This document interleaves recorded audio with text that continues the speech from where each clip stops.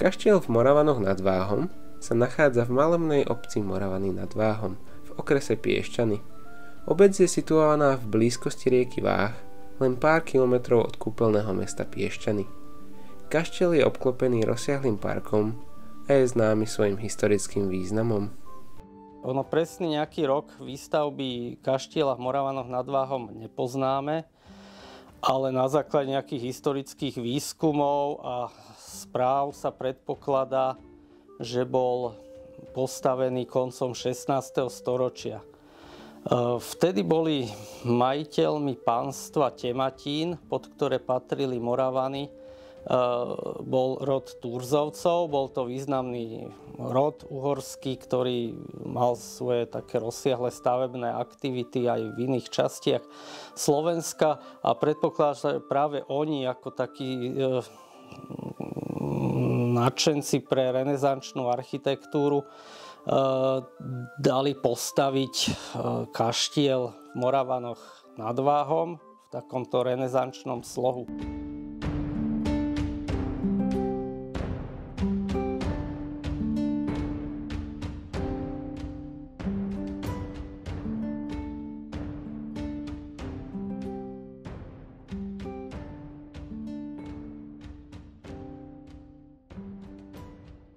Táto prvá fáza v období renesancie, teda koncom 16. storočia, dala približne takú podobu, ako vyzerá kaštiel teraz, ale bol nižší o jedno poschodie. Ono to nebolo vidieť, lebo je tam teda, tam sú tie steny s tou atikou na vrchu. To sú také tie ozdobné prvky, tie renesančné práve. Ale pôvodne mal kaštiel iba prízemie a prvé poschodie. A až neskôr bolo za to vlastne atikou, ono je to vidieť potom aj keď to z tých záberov leteckých a tak, že vlastne za tým je schovaná tá strecha. Tesne pod tým tak bolo vystavané, ale až oveľa neskôr to druhé nadzemné podlažie. Druhými majiteľmi Turzovci vlastnili kaštiel do roku 1636, ale postupne v 17. storočí celý ten kaštiel získal ďalší taký významný rod Čáky, uhorský rod, a s menom Imricha Čákyho, ktorý bol aj teda arcibiskupom, sa spája ďalšia taká významná prestavba, kedy bol v interiéri prestavané tie klenby do súčasných podôb, aké sú tam, rôzne barokové prvky a pristávaná aj tá kaplnka a pristávaná aj väža s hodinami, ktoré sú tam teraz takzvaná tá hodinová väža. Pôvodná dispozícia renesančnej stavby, taká obdĺžníková stavba s arkiermi, takými výstupkami na nároží a hlavne s tou atikou renesančnou to ostalo. Tá atika, to sú tie charakteristické prvky, ktoré na tom kaštieli každý si všimne, hore tie poloblúčiky a také tie lastovičie chvosty, to je také z toho severného Talianska, taká obľúbené architektonické prvky. Čákyovci vlastnili vyše 100 rokov tiež tento kaštiel, teda barokovo ho upravili. Po Čákyovcoch v roku 1783 získali moravanský kaštiel rod Motešických, taký slovenský rod pôvodom od Trenčína, ktorí žili vlastne v tomto kaštieli, mali to ako rodové sídlo. Aj si teda udávali, teda, že sú z Moravian, Motešický de Moravany. A v nejakých 100 rokov oni tam žili, jeden ten príslušník je aj hore pochovaný na tom cintoríne, ešte je tam teda zachovaný náhrobok. A poslední majitelia, ktorí vlastnili kaštiel moravanský, bol rod Zetvicovcov. Zetvicovci žili v kaštieli až do roku 1945, ale boli to pôvodom Nemci a oni tak dosť mali blízko k tomu nacizmu. Keď sa sťahovali teda Nemci, ustupovali pred Červenou armádou, tak myslím 3. apríla sa tam ubytovala nejaká nemecká jednotka a spolu s touto nemeckou jednotkou odišli aj Zetvicovci do Nemecka, zobrali si nejaké majetky, ale teda samozrejme nedalo sa zobrať všetko. Hneď na to tam prišla Červená armáda, tam boli ubytovaní sovietskí vojaci, dosť vecí tam pomizlo vtedy. Sa tam písalo, že nejakých 12 000 srnčích parohov, obrazy, perské koberce, to bolo rozkradnuté. Sa tam vlastne z toho inventára nič nezachovalo. Okrem teda tej kaplnky alebo oltárneho obrazu a oltára a kazateľnice, to sa zachovalo pôvodné z toho zariadenia.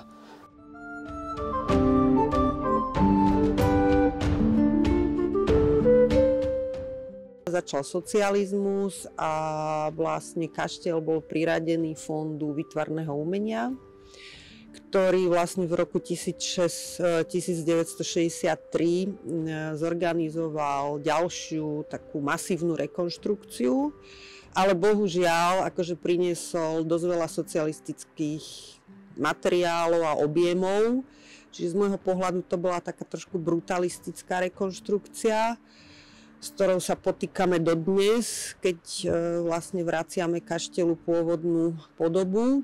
Vlastne touto rekonštrukciou vznikol objekt, kde vlastne výtvarníci mali nejaký taký svoj svetostánok, kde sa dalo bývať a dokonca tu boli ateliéry a bol to taký rekreačno-pracovný nejaký taký svetostánok. Keby sme nedostali dotácie z Ministerstva kultúry, ktoré vlastne dalo takú veľkú injekciu tomu, že sa nám podarilo spraviť nové omietky, nové okná, novú strechu, tak asi by ten kaštiel nebol v takejto forme.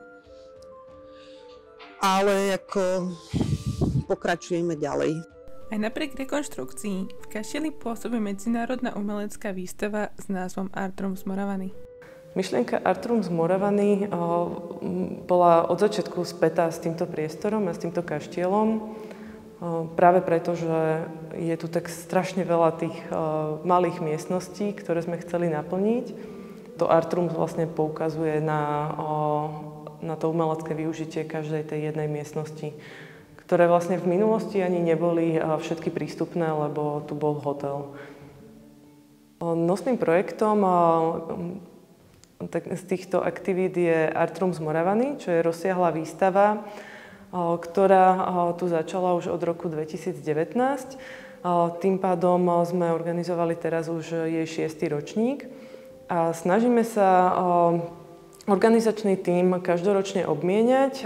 Tým pádom chceme, aby to bola taká otvorená výstava, čo sa týka aj kurátorského výberu, aby bol vždy ten príbeh iný a vlastne aj zostava umelcov býva vždy pestrá, pretože robíme aj otvorenú výzvu, takže umelci môžu reagovať na danú tému vždy toho každého roka.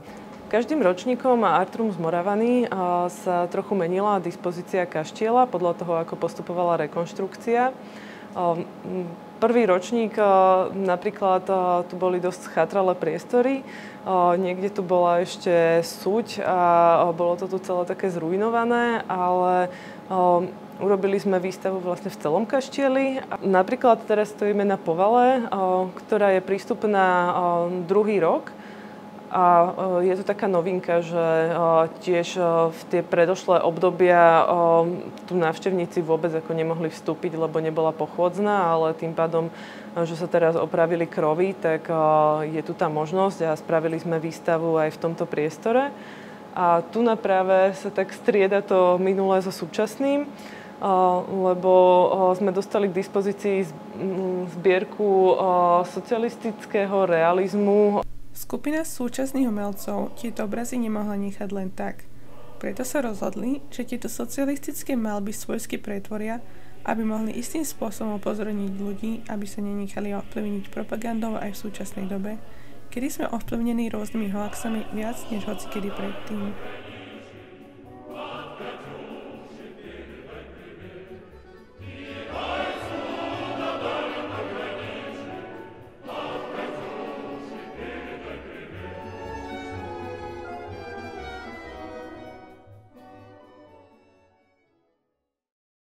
Vlastne, ako tu pôsobíme od roku 2019, tak sme sem prišli s festivalom Hradby Samoty, pre ktorých som robila kurátorku vizuálnej sekcie.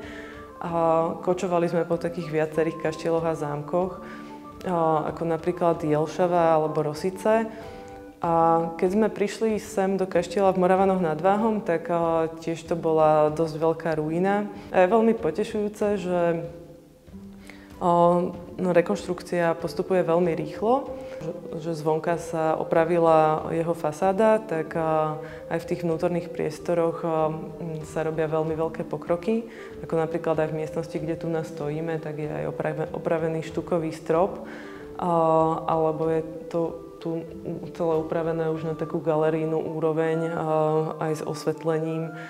A čo veľmi svedčí teda aj tým výstavám súčasného umenia. Mali tu tradíciu aj sochárske sympózia, ktoré boli zamerané na techniku dreva a to prebiehalo v parku. Takže prilahlý park bol plný umenia taktiež a tiež sa snažíme obnovovať túto tradíciu a každoročne v rámci výstavy Artrums Moravany sa snažíme vystaviť aj niečo také ako veľkorozmerné, čo by obohatilo park a niektoré z tých diel nám tu aj zostávajú. Takže je to tam taká pestrá kolekcia. V novembri 2024 sa v kašteli konala výstava s názvom Archa, na ktorú sme sa boli pozrieť aj my.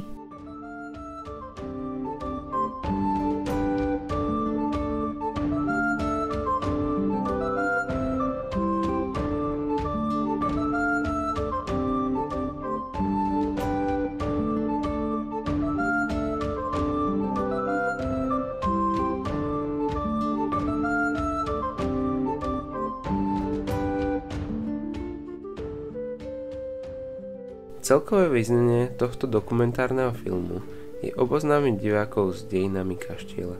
Tento kaštieľ je miesto, kde sa prelína minulosť s súčasnosťou a kde je možné cítiť ducha histórie. Zámerom tohto dokumentu bolo poukázať na historické pamiatky na Slovensku, ktoré chátrajú a nevenuje sa im dostatok pozornosti. Moravanský kaštieľ je jeden z mála výnimiek, ktoré sa podarilo zachrániť, no drtivá väčšina ostatných pamiatok to šťastie nemala.